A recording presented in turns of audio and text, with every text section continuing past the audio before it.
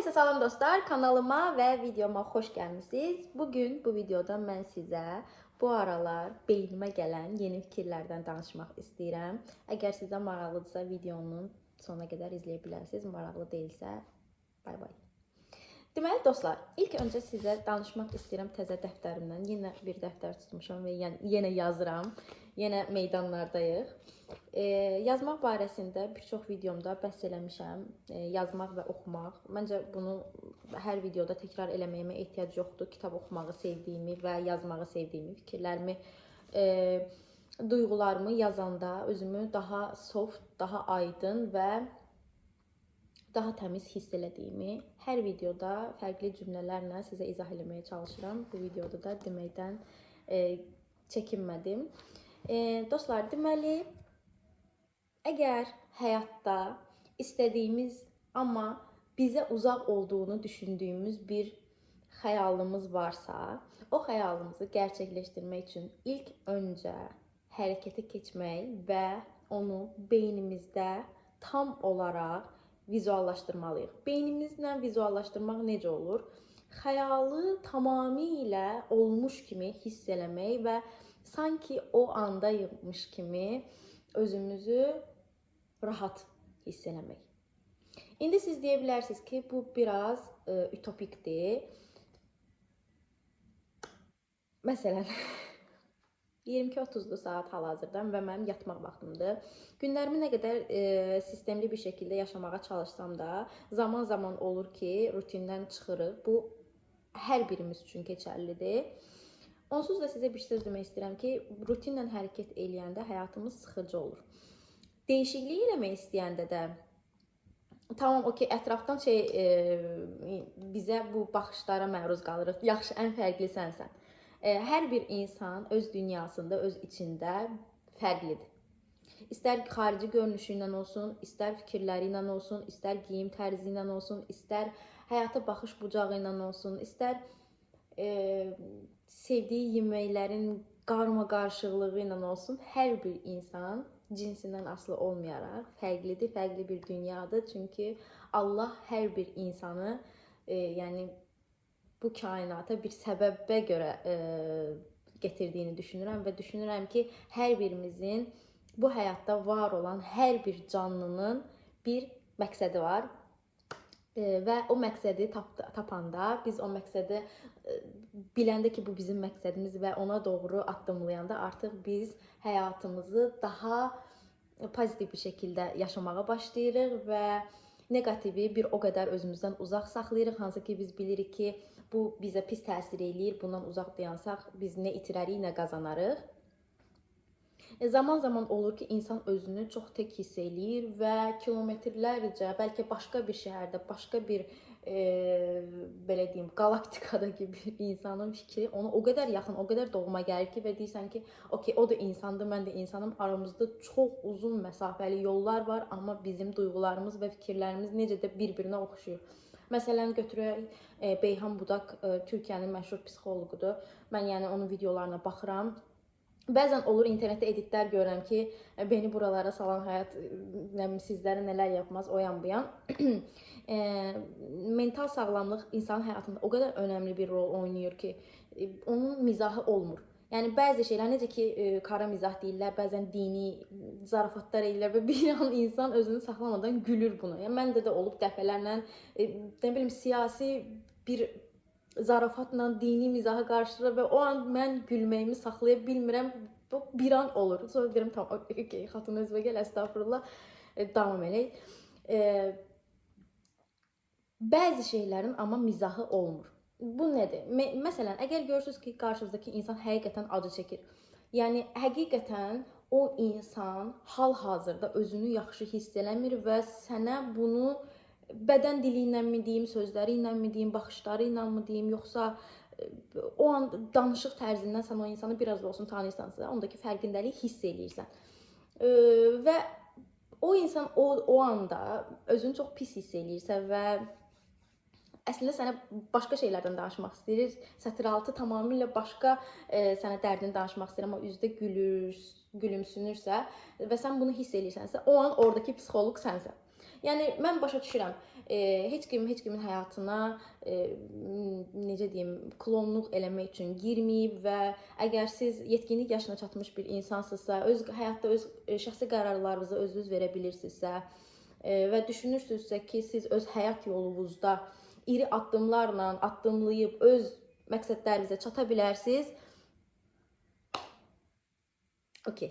Amma bəzən insan tamamilə fərqli düşüncələrə qapılır və həmin bu düşüncələr onu özündən çıxardıb tamam uzaq bir yerlərə apara bilir və o an biz yaşımızdan, dinimizdən, irqimizdən asılı olmayaraq kainatda özümüzü tək hiss edirik.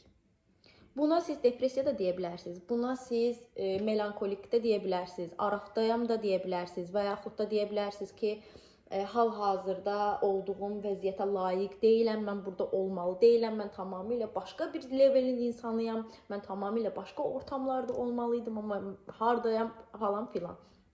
Bütün bunların hamısını cəmləşdirəndə insanın psixoloji vəziyyəti, mental sağlamlığı ilə bütünləşir.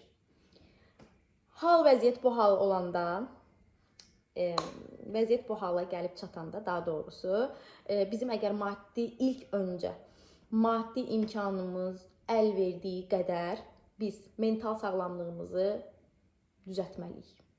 Bu şərtdir. İbadət və yaxud meditasiya və yaxud gəzinti və yaxud bir səyahət. Heç tamamilə ömrü həyatımızda oxumadığımız tərzdə bir kitaba şans vermək. Tamamilə, yəni mən heç buna qulaq asmaram dediyiniz bir musiqi qrupuna şans vermək.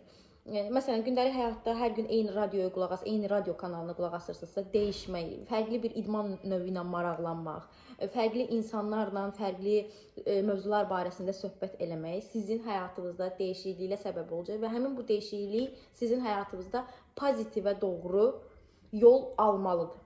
Çünki siz istəyirsiniz o dəyişikliyi. O dəyişikliyi yaratmaq da sizin əlinizdədir. Yox, əgər siz deyirsiniz ki, mən ot kimi normal, düz həyatımı yaşayacağım, indiyənə kimi necə bundan sonra da elə, təbii ki, ona da heç kim qarışa bilməz. Ona da heç kim müdaxilə edə bilməz. Çünki siz öz şəxsi qərarlarınızı verə biləcək yaşdasınız və həyat standartlarınız da buna əl verirsə, niyə də yox, niyə də həyatınızda bəzi şeyləri dəyişməyəsiniz? Düşünürsünüzsə ki, bəzi maneələr var həyatımda, hansı ki o maneələr mənə imkan vermir, mən fikirlərimi rahat izah eləyim və həmin o maneələr mənə imkan vermir ki, mən bir şeylər yaradım, bir şeylər çəkim, danışım, deyim, gülüm. Çünki daimi biz məruz qalırıq nəyəsə.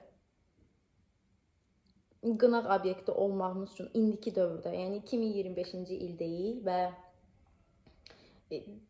bu elə bir dövrdəyik, elə bir zaman dilimindəyik ki, belə deyim sizə. Qınaq obyekti olmağınız üçün bir himəbənddir də, yəni bir hərəkətiniz, bir sözünüz, bir davranışınız, bir gülüşünüz belə o an o olduğunuz ortamda sizi gülünc bir vəziyyətə sala bilər. Və sizin gündəlik modunuz o an elədiyiniz hər hansısa bir səhv bir sözmü deyim və yaxud da səhv bir hərəkətmi deyim və yaxud da nəsə bir səhv elədiyinizi düşünürsünüz. Və bunu səhv elədiyinizi siz o an beyninə siqnal gedir və o an beyninizdəki siqnal ətrafdakı insanların da beyninə getdiyini düşünərəkdən sizin həmin gününüz məhv olmuş sayılır. Amma ki, yox, əlbəttə ki, elə olmur. Necə ki, gecə yatmamışdan qabaq başımızı yastığa qoyanda deyirik ki, günüm necə keçdi? Bir günü dəyərləndiririk hər birimiz, mən belə düşünürəm ki, öz beynimizdə. Zaman olur ki, biz dəyərləndirib çox keçmişə gedirik və uşaqlıqda elədiyimiz bir şeyə görə utanırıq və yaxud da ki, başqasının bizə elədiyi haqsızlığı düşünürük və üzüm divara deyirəm ki, orada onun cavabını verməliydin. Özümüzə haqsızlıq elədiyimizi düşünürük. Bəzən çox altdan aldığımızı düşünürük. Bəzən düşünürük ki, yox, mən həmin yerdə səsimi çox qaldırdım. Bəlkə biraz daha sakit ola bilərdim. Bəlkə daha biraz anlayışlı ola bilərdim.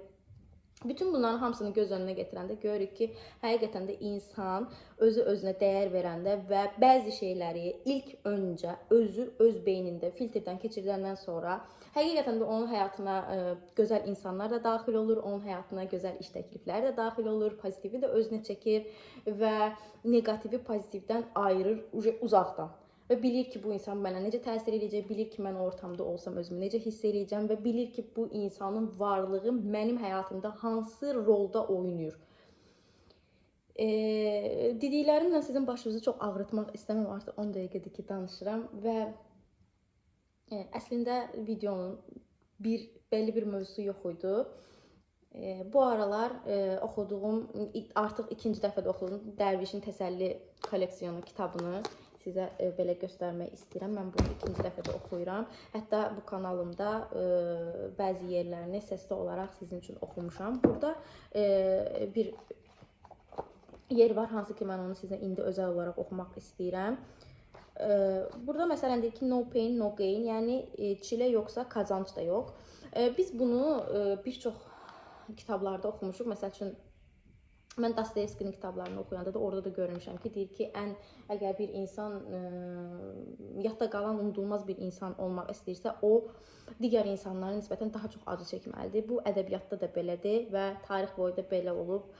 Dibi görüb daha sonra yuxarı çıxan insanları biz bilirik yazıçılardan və günümüzdəki fenomen tanınanlardan, belə deyək. Və məsələn, burada bir səsi eşitirsiniz, qardaşım orada tərəkəməni oynayır.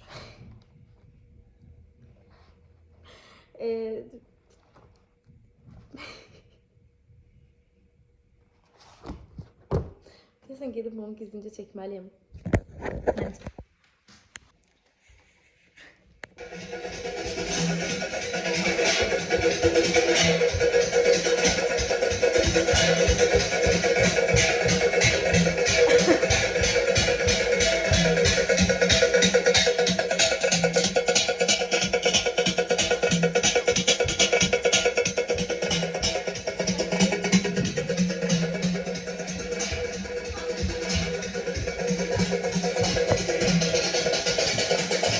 Ne diyeyim bilmedim.